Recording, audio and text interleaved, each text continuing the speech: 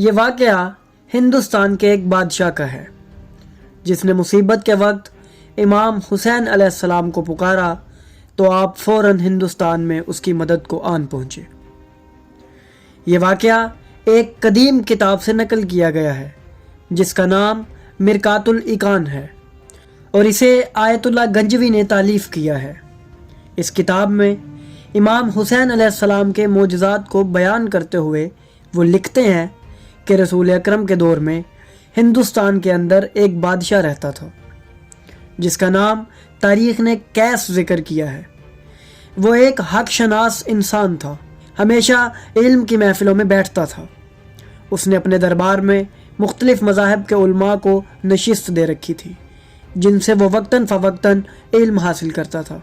तमाम उलमा उसे अपने अपने मज़ाहिब के रहनुमाओं के हालात ज़िंदगी सुनाया करते थे जिन्हें